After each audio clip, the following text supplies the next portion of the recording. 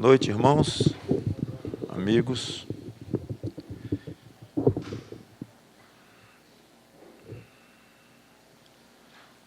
Vamos a Apocalipse, capítulo 1.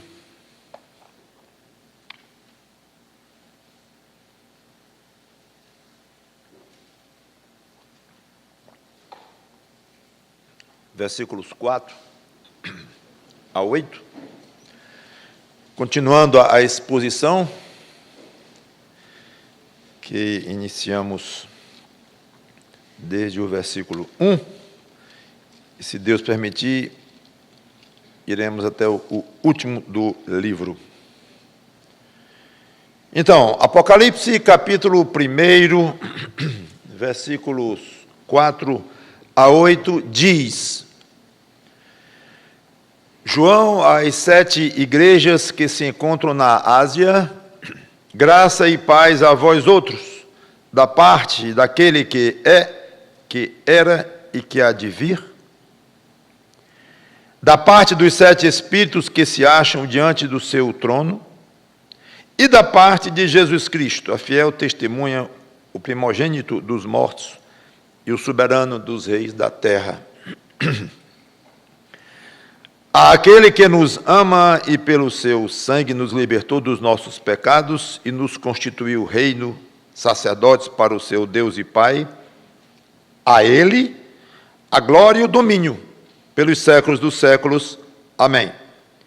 Eis que vem com as nuvens e todo olho o verá, até quantos o traspassaram, e todas as tribos da terra se lamentarão sobre ele, certamente. Amém. Eu sou o Alfa e Ômega, diz o Senhor Deus, aquele que é, que era e que há de vir, o Todo-Poderoso. Vamos orar.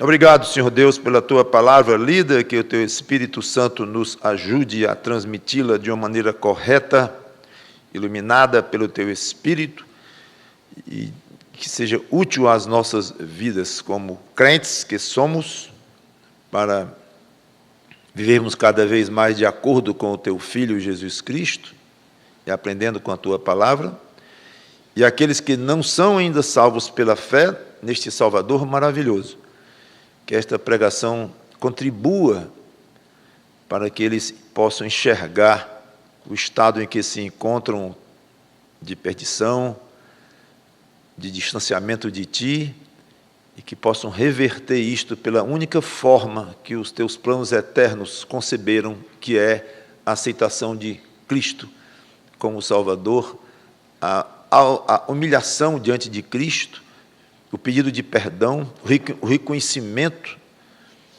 da própria pecaminosidade e a entrega voluntária do próprio coração, da própria vida, ao controle dele, Cristo.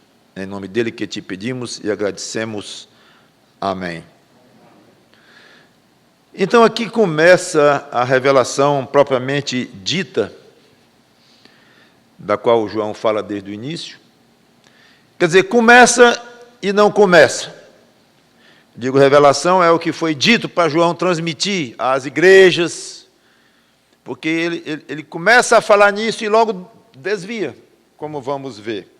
Mas, claro, a palavra desviar não é muito boa, né? Mas ele faz aí um caminho à parte. Claro que isto também é uma revelação, mas deixando um pouco de lado a questão da carta às igrejas, ele fala nas igrejas, sai do rumo um pouco, depois volta, como nós vamos ver. Isso era muito comum, é muito comum com o apóstolo Paulo, e João aqui faz também.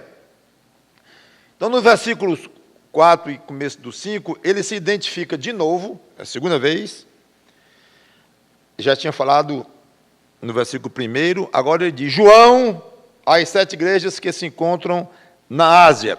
Começa então a fazer o que ele foi mandado, dirigir mensagens individuais a cada uma de 7 igrejas que Deus escolheu para mandar uma carta individual para cada uma. Na Ásia, que na realidade é a Ásia Menor, hoje a Turquia. Quando nós chegarmos nas próprias cartas, nós vamos comentar mais sobre essas igrejas e como é que se interpreta essas cartas e tudo mais. Então, ele começa com a saudação usual na época, desejando graça e paz. Então, ele diz: João, às 7 igrejas que se encontram na Ásia, aí faz a saudação normal da época, graça e paz a vós outros. Logo depois, ele vai explicar melhor que graça e paz é esta, ou pelo menos de onde vem esta graça e paz, deixando claro que não é uma saudação puramente de costume, algo que se diz felicidades para você, ou coisa assim, um desejo meio vazio. Não é como qualquer um imagina que seja graça e paz. O que você pensa de graça é isso aí que eu lhe desejo. E paz, que paz é essa? É que você imaginar, cada um tem para si o próprio conceito das coisas. Imagine aí que graça é essa. Não. Esse graça e paz tem condições. Eles precisam ser caracterizados. E aqui João faz isso dizendo da parte de Deus. Como muitas epístolas começam de Paulo, eu acho que praticamente todas, não cheguei a contar de uma por uma, mas acho que praticamente todas as epístolas de Paulo começam falando em graça e paz da parte de Deus. Ou seja, é uma graça da maneira como Deus ensina que é graça. Não é o que cada um pensa que é graça. É uma paz como Deus ensina o que é paz, na palavra revelada dele. É muito comum hoje o relativismo, em que cada um pensa o que achar melhor, cada um tem a sua própria definição de amor, sua própria definição de salvação, de perdição, até mesmo de Deus. Isso é muito relativo, e cada um tem a sua própria... no seu próprio pensamento, sua própria filosofia sobre o assunto. Fique à vontade, e você não critique o meu jeito de pensar, e eu não critico o seu, você pensa o que você quiser, e no fim está tudo certo. Isso é que é importante, é nos amarmos uns aos outros, e aí vai longe com essa história, e os termos muito, muito mal definidos. Se acostume a tratar os termos, esses termos tipo salvação, Deus, pecado, arrependimento, vida eterna, graça, paz, perdão. Se acostume a lidar com esses termos dentro dos limites que a Bíblia impõe e da forma como a Bíblia ensina que esses termos são. Eu te amo. Um minutinho aí. Dá para explicar o que quer dizer eu te amo? Especialmente quando você estiver falando de Cristo, se estiver falando do Evangelho para alguém, o assunto for primariamente espiritual, preste bem atenção e se acostume a usar os termos como eles devem ser utilizados. A palavra de Deus não se acomoda para qualquer tipo de pensamento, nem segue o que cada um pensa, não. Ao contrário, cada um é que deve se amoldar e seguir o que a palavra de Deus ensina. Então, João agora define essa graça e paz, como aliás Paulo faz também, é da parte de Deus. O que eu estou desejando é que vocês tenham, recebam, sejam beneficiários da graça de Deus e da paz de Deus. Só que João não simplesmente diz da parte de Deus, ou do Deus, ou do Senhor Jesus Cristo, coisa assim, não. Ele começa a citar, tudo indica, cada pessoa da Trindade. E ao fazer isso, ele se entusiasma tanto que ele deixa as cartas das igrejas de lado. Até o versículo 9, nós estamos aqui no 4. Mas logo, como eu falei, ele parte por um caminho paralelo no 5, no 6, no 7, no 8. Aí no 9 ele diz, eu, João, irmão vosso e companheiro na tribulação, ele retoma Porque do 4 ao 9 é como se fosse um parênteses ou uma digressão, essa é a palavra que eu estava atrás, em vez de desvio, que essa não é boa. Uma digressão que ele faz aqui. Ele se entusiasma. Então ele começa a grande digressão, até o versículo 8, citando de duas maneiras interessantes cada uma das pessoas da Trindade. Parece que ele faz isso, eu vou já explicar o porquê o parece. Duas maneiras. Ele enfatiza a individualidade de cada pessoa divina, dizendo para cada uma delas a expressão, não sei se vocês notaram, da parte de e da parte de. Então ele usa 3 pessoas depois desta da parte de, ou 3 personagens, melhor dizendo. Segunda observação interessante, em vez de dizer apenas Pai, Filho ou Espírito Santo, ele descreve cada um de modo muito peculiar, tão peculiar que quando chega no Espírito Santo dá problema de interpretar. Mas vamos lá, primeiro a que ele se dirige. Então, graça e paz, não como qualquer um pensa, mas da parte de Deus, que no caso ele vai dizer, da parte daquele que é, que era e que há de vir. Na realidade, esta descrição caberia a qualquer pessoa da Trindade. E ao Deus triuno, falando de uma maneira, juntando as 3 pessoas num só Deus. E deixe-me dizer logo que muitos dos termos que João aplica, a abundância de termos que ele aplica para a divindade, muitos desses termos podem ser aplicados a alguns não, alguns são evidentemente aplicáveis apenas a uma determinada pessoa da Trindade. Outros não se sabe direito a quem ele estava se referindo. E nós vamos já encontrar esse problema, mas não é problema, essa característica, logo no início aqui da carta. E os estudiosos já começam a discutir logo aqui, ele está se referindo ao Pai. Não, é ao Filho. Não, é ao Pai. Porque lá na frente, essa aqui se repete e é o Pai. Não, mas é o Filho por causa disso e isso. E já há uma discussão. Vocês vão ver isso várias vezes nas Escrituras. Nas Escrituras não, no livro de Apocalipse. Poderíamos ver isso como uma desvantagem, ou como um aspecto de meio frustração. Não sabemos o que está falando aqui é do Pai, está falando do Filho, está falando do Deus triuno. Que coisa desconfortável isso. Se é assim que Deus faz, com certeza não é desconfortável, e nós devemos aprender o ângulo correto de ver essas coisas. Eu, pelo menos, tenho tentado ver assim, que maravilha.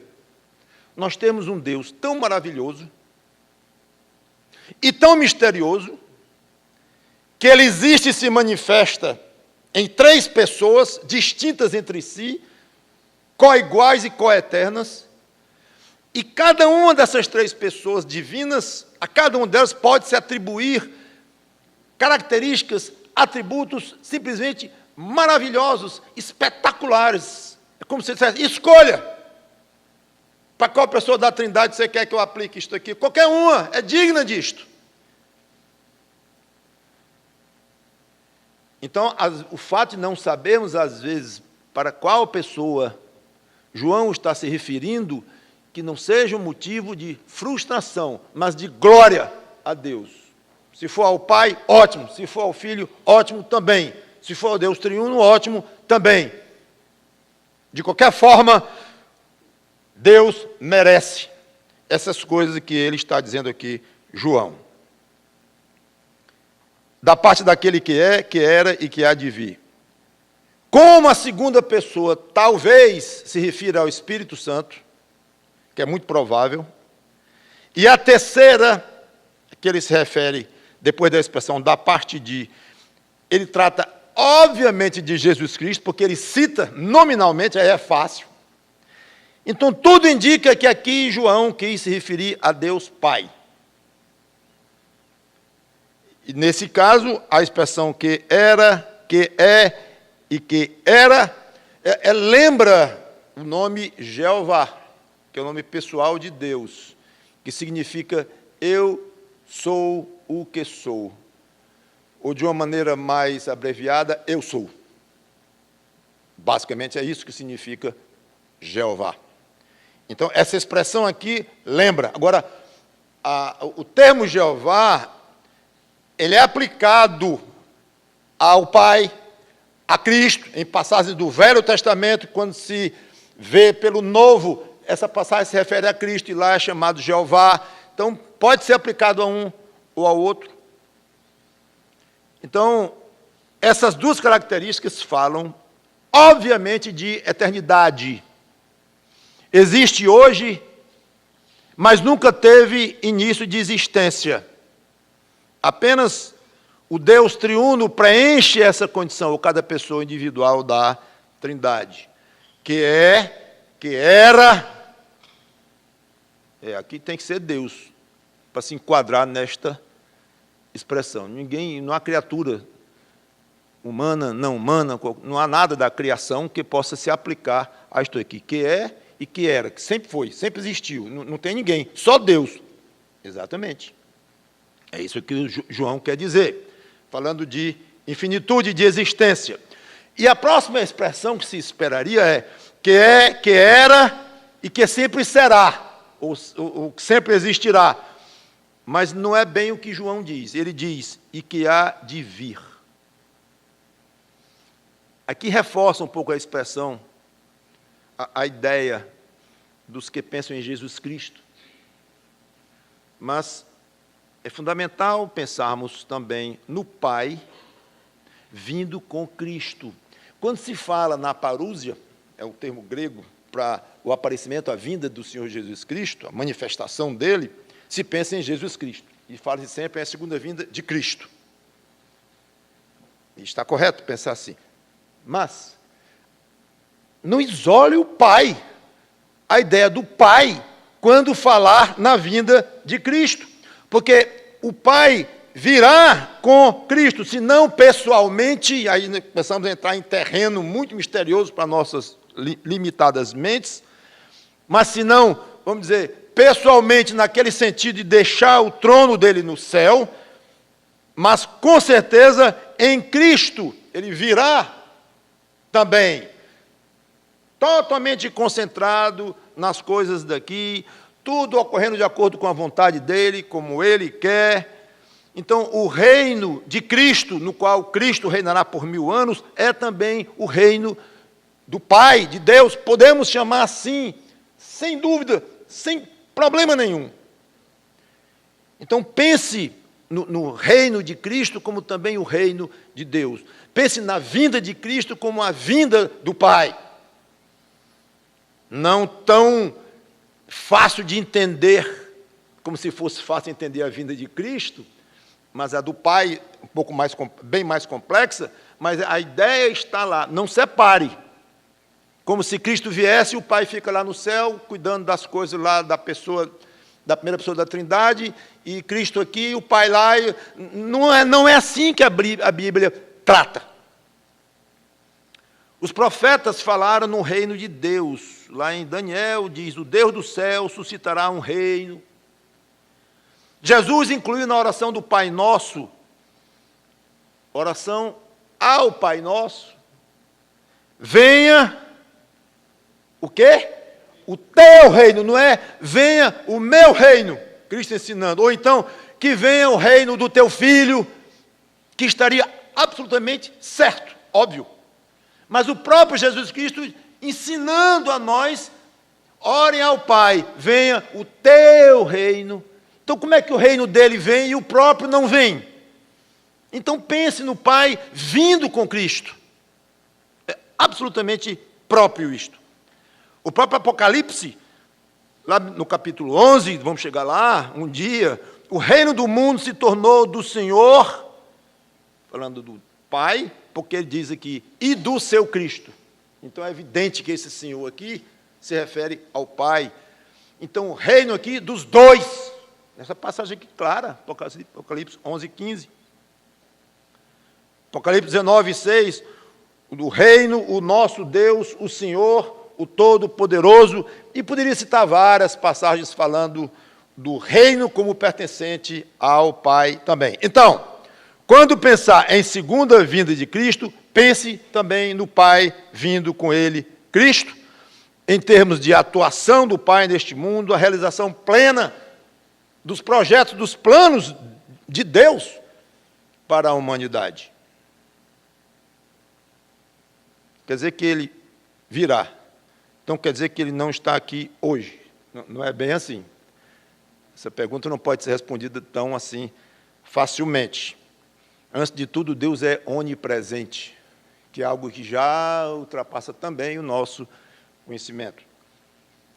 Mas a presença dele, do Pai, aqui neste mundo, para a humanidade, atualmente, inclui a atuação de um ser angelical, criado com muita honra e com muita glória, que se rebelou contra Deus, quis ser como Deus e caiu em desgraça, pecou, se tornou absoluta e totalmente maligno, a ponto de ser chamado o pai da mentira, com muito poder.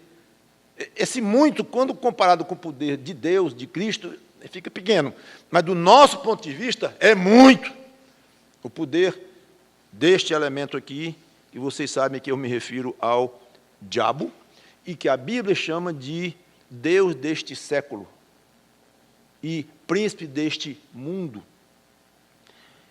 Deus deu a ele, na sabedoria dele, Deus, por um período provisório que vai se encerrar, literalmente num certo dia, mas Deus deu ao diabo um poder grande neste mundo, para não dizer um certo domínio aqui neste mundo, como, aliás, é claro observar, não muito longe da própria infeliz cidade de Fortaleza, com todas as violências e tudo que se vê, e não somente aqui, mas, na realidade, no mundo todo, cada um com as suas circunstâncias, mas é evidente a falência da humanidade, o fracasso dos homens em conseguirem manter um mínimo de harmonia, de paz, de sinceridade, de verdade, e cada vez isso deteriora mais e mais e mais. Ou seja, a presença de Deus Pai aqui é discreta no mundo, é pouco perceptível. O diabo é muito mais presente aqui, muito mais visível aqui, hoje, ao nosso redor. É assim que Deus quis, e é assim que é. E o diabo tem muito mais súditos no mundo do que Cristo tem. Muito mais. É assim que Deus quis, é assim que são os fatos. Seja como for, isso vai ter um fim, e haverá um tempo em que a presença de Deus será absolutamente visível, óbvia, fulgurante, espetacular, cheia de glória, neste mundo. Isso acontecerá durante o milênio, os 1000 anos em que o Filho de Deus, Jesus Cristo, estará diretamente reinando em Jerusalém. E, como já falei, podemos dizer tranquilamente que este é também o reino do Pai. Então, era e que virá, como João diz. Então, antes de continuar, insisto, nunca tire a pessoa do Pai Celeste da sua mente quando pensar em Cristo voltando. Junte o tempo todo com a pessoa do Pai voltando em Cristo, com Cristo. Continuando. Depois de falar da parte do Pai, da parte dos 7 espíritos que se acham diante do seu trono. Esse aqui é o primeiro exemplo da linguagem simbólica pesada, que nós vamos ter que nos acostumar no livro de Apocalipse. Estamos inaugurando aqui com esta expressão dos 7 espíritos. Na minha Bíblia, os espíritos aqui está em maiúsculo, na sua deve estar também, pois esqueça isso. O original não tinha maiúsculo nem minúsculo, era tudo, acho que maiúsculo, se eu não me engano. E não tinha diferenciação de minúsculo e minúsculo, foram colocados depois. Então, isso não quer dizer coisa nenhuma para mostrar, mas está aqui é uma pessoa divina, porque tem o E maiúsculo. Esqueça. Isso aí não significa nada. O tradutor achou que se referia a Deus, Deus e Espírito Santo. Então, botou o E maiúsculo. Ok? Mas, biblicamente, não é nenhuma prova. Isso aí. Há muitas sugestões, interpretações.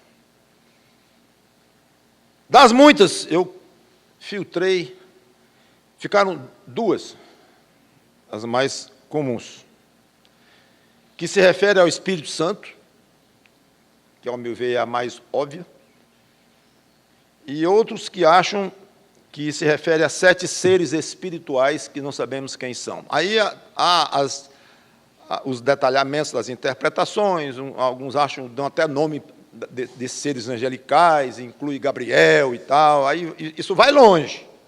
Quem são esses 7 espíritos? Já que não são o Espírito Santo, se não for. E outros dizem, é o Espírito Santo, com certeza é o Espírito Santo. Eu acho que vou me acostumar com a ideia de evitar o com certeza em muitas coisas de Apocalipse, em algumas coisas, não todas, em algumas coisas nós devemos morrer segurando que é daquela forma, quando nós pudermos de fato sustentar, quando a Bíblia, quando a revelação de João nos der autoridade para isso. Mas haverá uma abundância de passagens como essas em que não há condições de dizer com certeza é.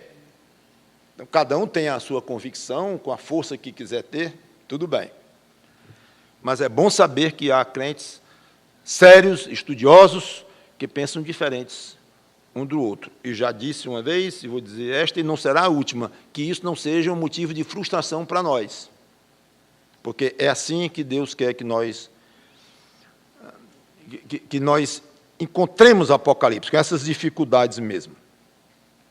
Eu me inclino fortemente para a primeira opção, de que aqui se refere ao Espírito Santo, terceira pessoa da Trindade, como nós também costumamos colocar nesta ordem, que não quer dizer que seja bíblico, 1, 2, 3 tem que ser assim, apesar de que muitas vezes é colocado nesta ordem, mas aqui não é, por exemplo, então não é uma coisa obrigatória. Primeiro, porque o objeto da descrição aqui é colocado lado a lado com o Pai e com o Filho. Então, é muito fácil entender que a primeira pessoa que aqui João se refere, da parte de, é o Pai. A terceira é óbvia, como vocês vão ver, Jesus Cristo, porque diz o nome. Então, essa do meio aqui, tudo indica, por uma correlação, tratar-se de uma pessoa divina. Além do fato, ou incluindo a expressão da parte do Pai, da parte do Filho, lá na terceira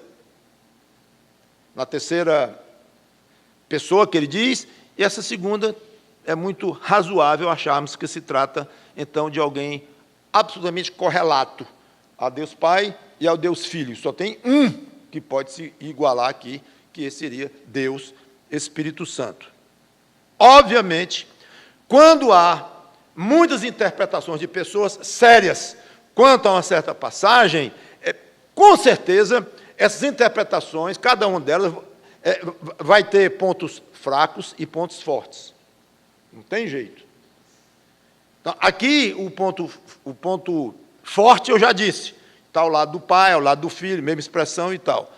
E o ponto difícil, não sei se é ponto fraco, mas é o plural. 7 espíritos, mas aí entra uma simbologia, que é outra dificuldade de Apocalipse, é quando se aplica a literalidade e quando se aplica a simbologia. Aí nós falamos aqui em símbolo, porque se é o Espírito Santo, e fala em 7, então esse 7 é símbolo de alguma coisa. Tudo bem, não tem problema. Só que nós vamos dizer, o milênio é literal. Aí vem uma milenista e diz, não, é símbolo também. Estão vendo a dificuldade de interpretar. Então, de se ter uma linha coerente, escatológica, ou relacionada com as últimas coisas. Não tem nenhuma corrente vai escapar, ou nenhum grupo vai escapar de ser chamado de incoerente. Não tem jeito. Então, se acostume, se você é pré-milenista, se acostuma a ser chamado de incoerente, se você é pós-milenista, se acostuma a ser chamado de incoerente, se você é amilenista, se acostuma a ser chamado de incoerente, não tem problema nenhum. Não tem problema nenhum, porque o importante é você orar a Deus e tentar adquirir uma interpretação pessoal sua, estudando, ouvindo, usando a sua inteligência, se ela é pouca, se ela é muita, não importa, pedindo sabedoria a Deus, iluminação a Deus, e permitir que o Espírito Santo lhe ilumine, e o que passar pelo seu filtro aí de carne, de limitação, passou, e é o que você creu, e se prenda nisso aí. E também esse prender é variável de acordo com a clareza do que está em vista, e coisas assim. Não é algo simples. Então, você vê alguém conversando sobre passagens como essa aqui, e falando de uma maneira extremamente forte, tão forte como nós podemos dizer que a terceira pessoa a que João se refere aqui é Jesus Cristo, porque ele disse, né? E da parte de Jesus Cristo. Agora, diga que não é Jesus Cristo. Se João está dizendo... Pois tem gente que argumenta que é o Espírito Santo, na segunda a pessoa que ele diz, com a mesma autoridade com que diz que é Jesus Cristo a terceira. Não pode. A força tem que diminuir, até por uma questão de humildade, talvez. Não sei. Seja como for, se é o Espírito Santo aqui, que tudo indica que é, parece que é, então, o plural simbolizaria algo da diversidade do Espírito Santo, diversidade de atuação do Espírito Santo, e o número 7, porque é conhecido como sendo o número da perfeição, que é adequado para uma pessoa divina. Então, não é muito complicado explicar simbologicamente esse plural de 7. Mas vamos continuar aqui, e eu quero fazer uma observação pessoal. Ele diz aqui, qual é a característica do Espírito Santo? A de Deus Pai, ele já disse, que era, que é e que há de vir. E qual é a do Espírito Santo? Vamos assumir, então, que é o Espírito Santo daqui para frente. Já uma vez explicado o que eu já falei. Que se acham, no plural, porque são 7 espíritos, né? Que achamos que seja o Espírito Santo, que se acham diante do seu trono, no trono do Pai, claro. Aí tem algo interessante que me chamou a atenção. Aqui vem algo muito pessoal de reflexão minha. O Pai tem um trono. E aqui fala várias vezes no trono dele. O Filho tem um trono. Jesus Cristo falou no trono dele. Mateus 24, Mateus 25, ele fala claramente.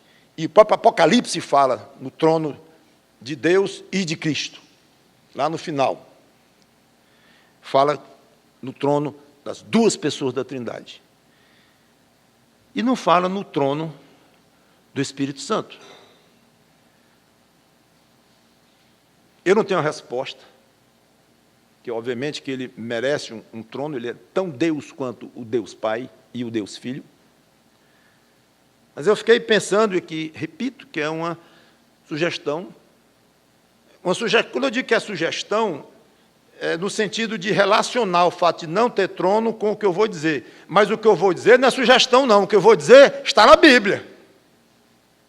Não sei se eu estou ficando muito complicado. Mas o que está na Bíblia é o seguinte. é que a Bíblia associa o Espírito Santo à ideia de movimento, de atuação, especialmente quando se relaciona à criação, incluindo os homens, claro. Gênesis 1:1, o que diz? Que o Espírito de Deus se movia pela face das águas, ele pairava, uma ideia aí de movimento, de supervisionamento sobre a criação até aquele ponto. Na humanidade, fala da atuação do Espírito. Deus disse que o Espírito dele não iria atuar para sempre nos homens, lembram? Gênesis 6:3, não vou ler.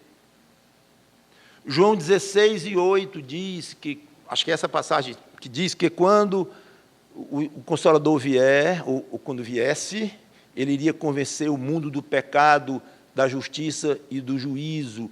Então, o Espírito Santo ia atuar nos pecadores, levando alguns à conversão.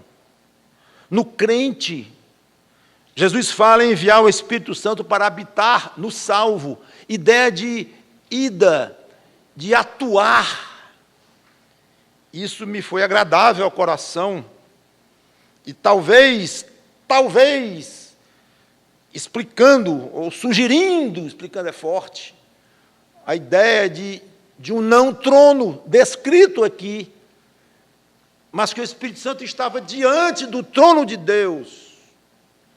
Deus sentado, reinando. O Espírito Santo, tão Deus quanto o Pai, atuando, que é o que ele faz, de acordo com o que a Bíblia nos ensina.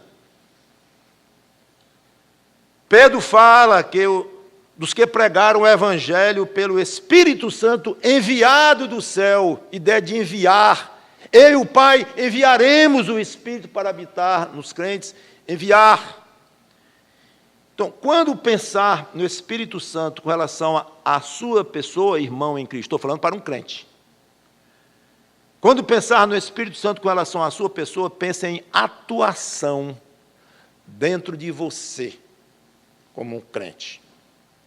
E quando pensar no Espírito Santo com relação a alguém não salvo em Cristo, pense numa atuação do Espírito Santo em alguém, iluminando, se ele quiser iluminar, convencendo do pecado, da justiça e do juízo, se ele quiser convencer, mas a ideia de interferência, de atuação. Fica só essa sugestão e que o Espírito Santo aceite essas palavras como um ato de louvor a Ele pela absolutamente maravilhosa atividade dEle em atuar nos corações de homens e falar de Cristo para esses corações e amolecê-los, aprontando-os para o arrependimento, que é o próprio Espírito que os leva a isto, falar de Cristo para eles, apresenta Cristo ao coração deles e, no fim, leva as pessoas alguns a se quedarem diante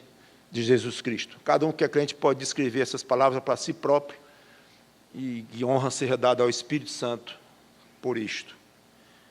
Terceira referência de João, da parte daquele que é, que era e que há de vir, da parte dos 7 Espíritos de Deus, da parte de Jesus Cristo. Essa é a única pessoa da Trindade aqui, referida de uma maneira direta por João, sobre a qual não pode haver a menor dúvida, é Jesus Cristo.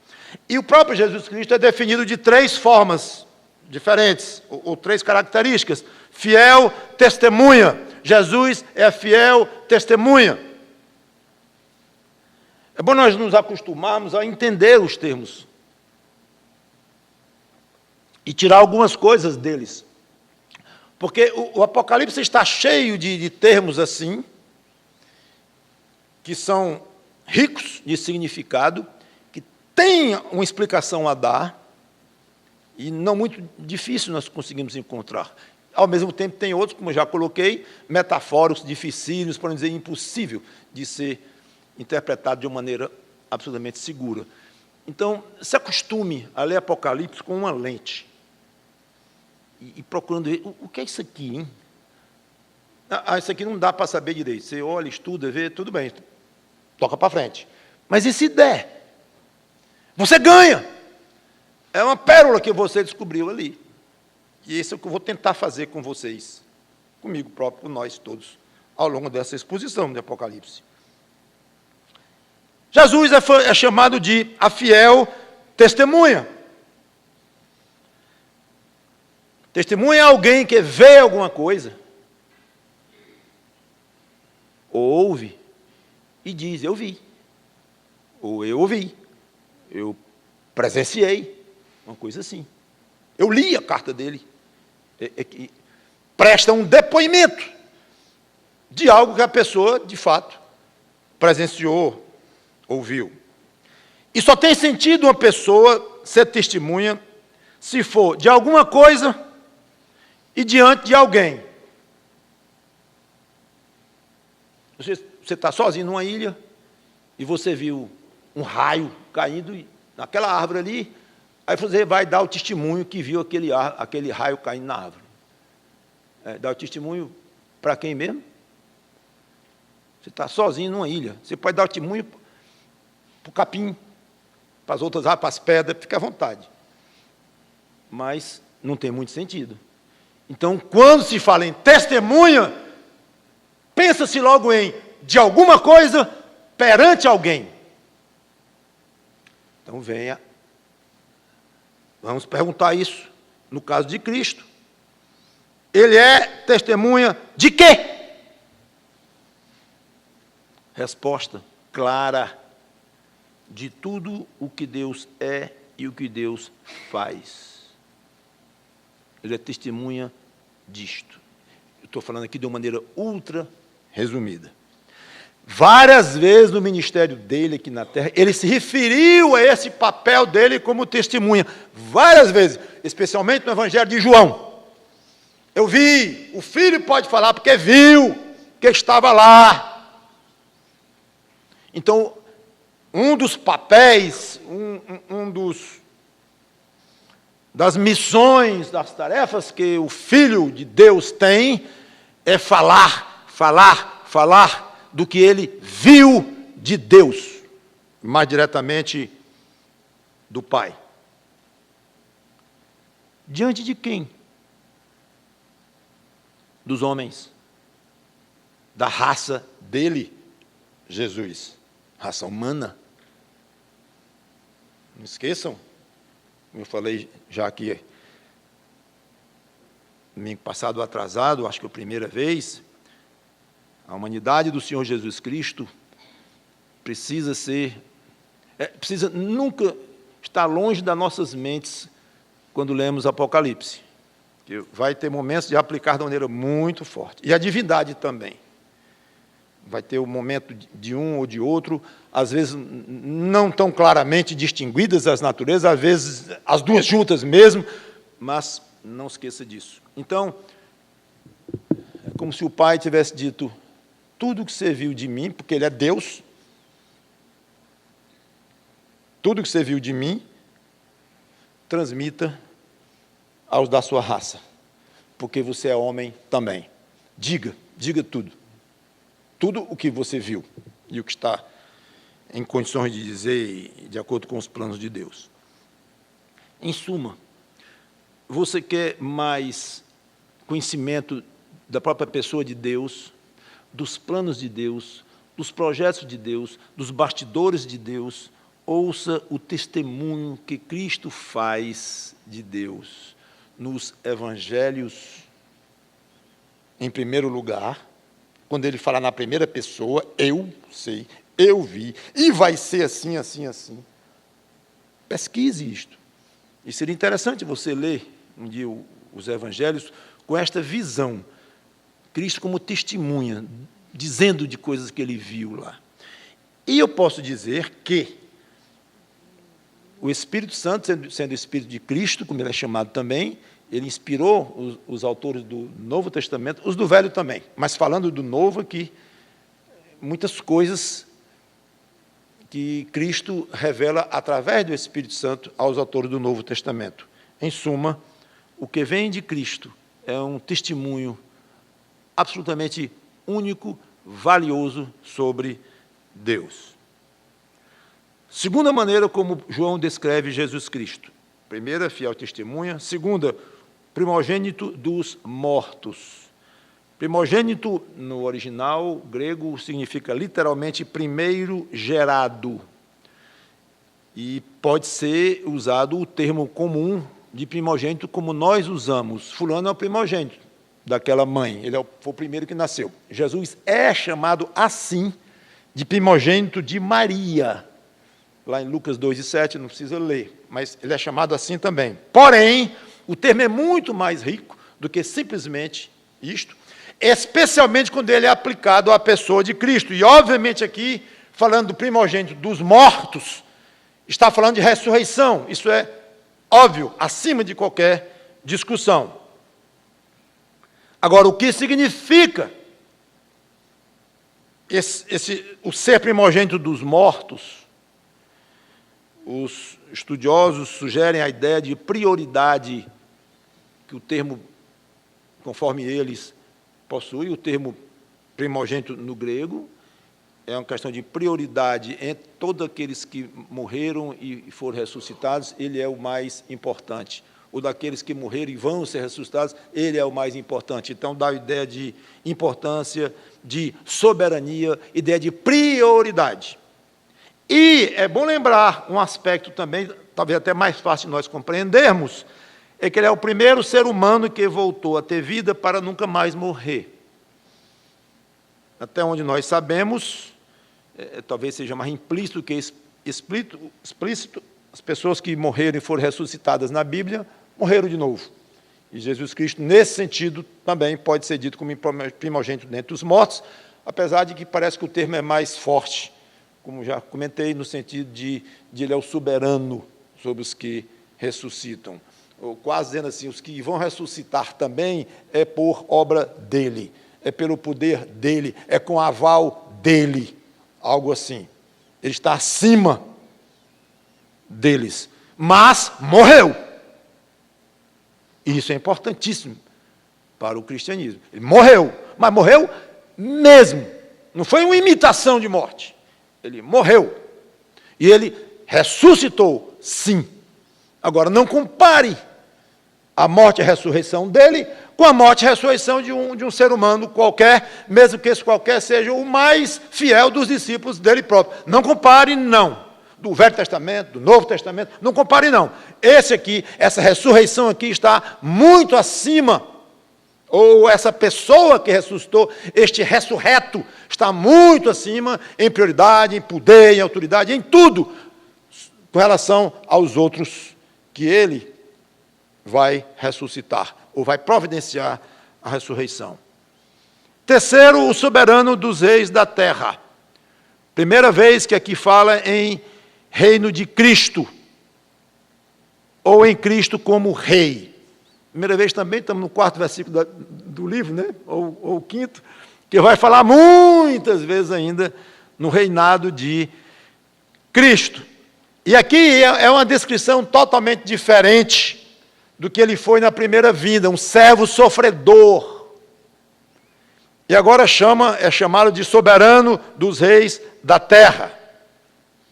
Alguns acham que essa soberania é exercida por Cristo hoje, no sentido que ele tem poder sobre os reis, e que ele tem poder sobre as pessoas, como Deus que ele é, está no céu, com toda a autoridade no céu e da terra, e que isso significa. Não cremos assim, pelo menos nós, os que cremos que ele vai reinar literalmente aqui, e aqui já começamos a ver uma divisão na maneira de enxergar muitas coisas de Apocalipse, quanto aos pré-milenistas que acham que Jesus Cristo vai voltar antes do reinado dele para reinar 1000 anos, e os amilenistas, como eu expliquei rapidamente na primeira pregação, que acham que não vai ter reino nenhum de Cristo literal aqui.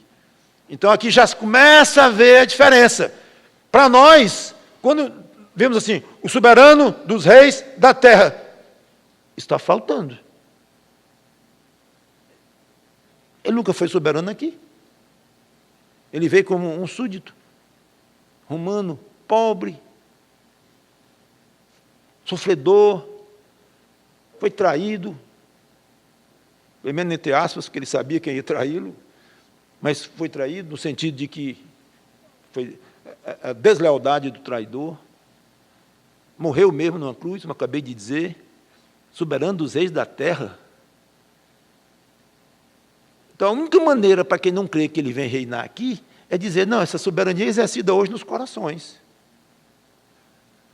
Aí o que quer ser mais literal e encontra espaço, e como encontra para ser mais literal em muitas coisas do Apocalipse, e Daniel e outras passagens que apontam para o futuro, diz assim, não, meu amigo, essa soberania dele aqui não é espiritual, os corações, não, ele vai reinar como soberano dos reis desta terra aqui, e é na terra. Olha, ele vai reinar no céu, aqui na terra, ou ele vai reinar nos corações, soberano dos reis da terra. Não.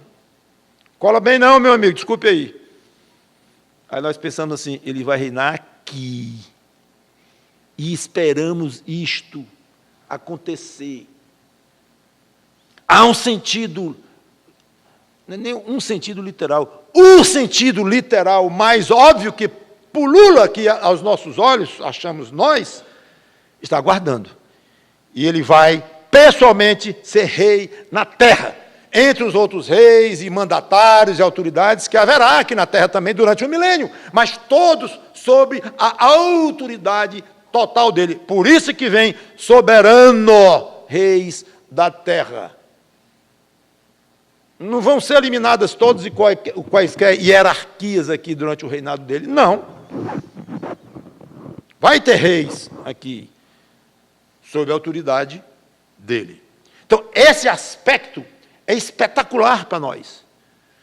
E nos ajuda, quando vemos aqui este mundo sofrendo as angústias das garras do diabo e as consequências terríveis de um mundo cada vez submerso no pecado, e só desgraça.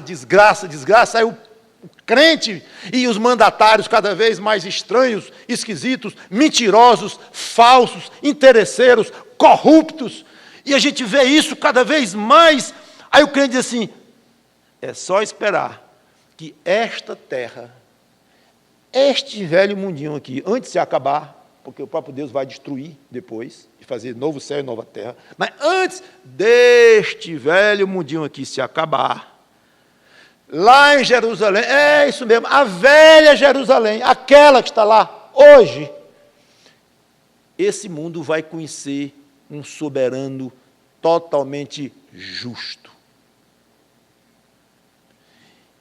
e que gosta de paz. Ele é guerreiro contra o pecado, contra o que é injusto, contra a injustiça, contra a opressão. Ele esmaga. Então, ele é guerreiro também. Mas ele é guerreiro como uma reação à quebra das regras dele e do que ele quer e da vontade dele. Tirando isso, ele é Deus, ele é príncipe da paz, ele é pacífico. Não mexam com ele. Beijem o filho, como está lá em Salmo 2, e vocês vão ver a maravilha de rei que ele vai ser. Amoroso, pacífico, compreensivo, justo, santo, reto. É muito gostoso. Eu fico quase com pena dos pobres dos amilenistas, que não creem nisto e não conseguem vislumbrar um reino de Cristo nesta terra, e ficam aí nos corações e tal. Que Cristo reina nos corações? Reina. Que Ele tem todo o poder? Hoje tem, é verdade. Não é uma interpretação antibíblica, não, mas ela é pobre.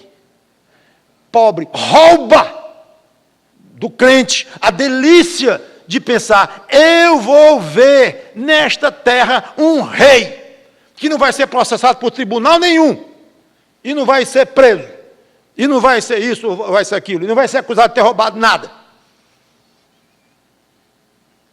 Eu vou ver esse rei, e nós vamos ver esse rei, meus irmãos, soberano dos reis da terra. Neste ponto, pela primeira vez, João faz o que fará várias vezes ao longo do livro. Ele interrompe, se acostumam com isso. Aliás, é espetacular isto, eu acho. O que ele faz? Ele interrompe para um hino de louvor, que os estudiosos chamam de doxologia. Doxos é glória, e logos é palavra. São palavras de glória, em poucas palavras. Doxologia. O que é? João está falando.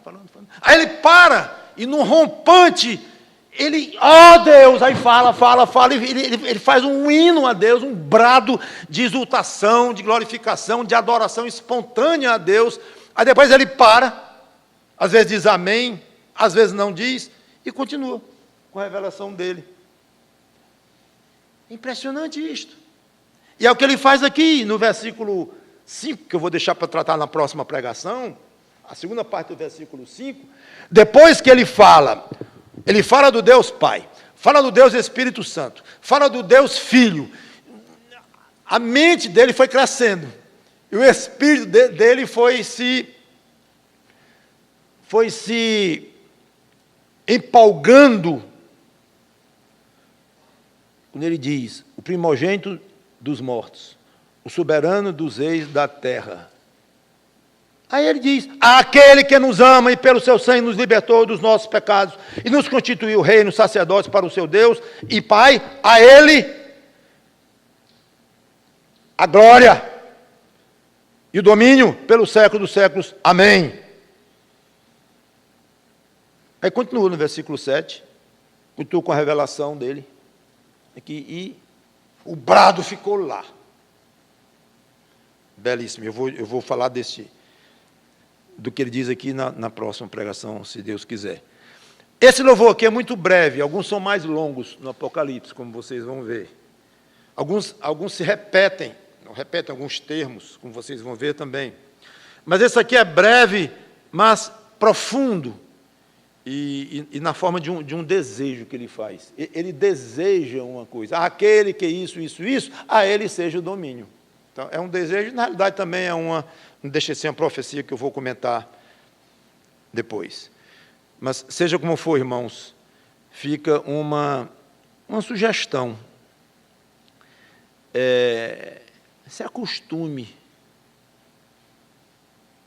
com uma doxologia personalizada.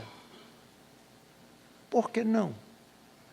Porque só João tem direito de fazer um hino desse. Fazer doxologia. Por que você não faz também? Você não é crente? Não tem o Espírito Santo habitando em você? Então, seria muito bom você se acostumar a arrancar do coração louvores assim, no meio de uma oração, de um pensamento, de uma leitura. Você, de repente, está pensando uma coisa ou lendo outra e para de ler e diz, Senhor, é bom demais, tu és um rei maravilhoso, e tu me ilumina, e tu me ajuda. Aí fala, e a leitura ficou lá. E você honra a Deus desta forma, uma adoração absolutamente espontânea. Aí, de repente, você para, vou voltar aqui para a minha oração, aí, continua no versículo que ficou. Tem feito isto? Eu quero encerrar com esta pergunta. Tem feito isto? Tem se dado tempo para fazer isso? Tem se permitido, não, é mais do que isso. Tem trabalhado para criar circunstâncias na sua vida que permitam esse tipo de atitude? Não é correndo, não é com o WhatsApp tocando, não é com o filho batendo na porta. São coisas que nós temos o dia todo nos cercando e faz parte, o horário, o despertador tocando para ir para o médico, para ir para o trabalho, coisa assim. Eu sei que todos têm suas ocupações. Por isso é que eu disse, não é só se permitindo haver momentos assim, não. É buscando vou repetir a palavra, o verbo, trabalhando para criar condições assim. Eu vou exercitar esse tipo de coisa nas minhas adorações a Deus. E espiritualidade é prática, é exercício no que concerne à nossa condição. Obviamente, a espiritualidade bíblica, ela parte do Espírito Santo. É iniciativa de Deus, sem dúvida. E é uma capacitação que vem de Deus, sem dúvida. Mas pode ser muito mal aproveitada. Pode ser até, eu diria, abortada. Não apagueis o Espírito. Então, você acha que está dizendo aqui que você tem o poder de apagar a terceira pessoa da Trindade? Deus? Claro que não. Não apague a atividade do Espírito no seu coração. Falando de atividade, que eu estava acabando de falar na atividade da terceira pessoa da Trindade. Não apague a iniciativa do Espírito Santo em lhe ajudar, em lhe orientar, em lhe confortar, em lhe assistir. Não apague isto. Sabe por quê? Porque isso é apagável. E, sei lá, se nós não estamos fazendo isso, vez após vez, talvez sem nem perceber. E acaba o Espírito Santo praticamente inativo na sua vida. Porque você não foi receptivo às investidas dele, às iniciativas graciosas dele para lhe ajudar. Aí você não sabe nem o que é isto. No meio de uma leitura da Bíblia, parar e louvar Deus, louvar, e depois voltar. Pensei que era só João que podia fazer isso. Quero encerrar com esta palavra. Cada um se examine e veja se você tem desenvolvido, exercitado esta capacidade absolutamente maravilhosa e limitada a pouquíssimas pessoas nesta terra. Já são poucas pessoas as que se convertem. E dentre as que se convertem, muitas vão levando a vida aí, num cristianismo do dia a dia. Estou falando de crentes reais, sim, mas crentes fracos, maltrapilhos. Poucos realmente levam muito a sério. Vou pensar nas coisas do alto, muito antes de pensar nas coisas da terra e muitas outras coisas que eu não vou fazer outra pregação.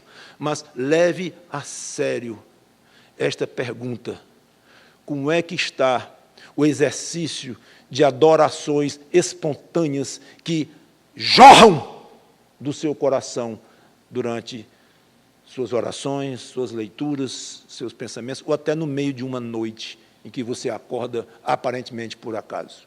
Vamos orar. Obrigado, Senhor Deus, pela Tua palavra, que o Teu Espírito Santo nos ajude a entender essas coisas, a praticar essas coisas, para a honra e glória de Jesus Cristo. Em nome dele, amém.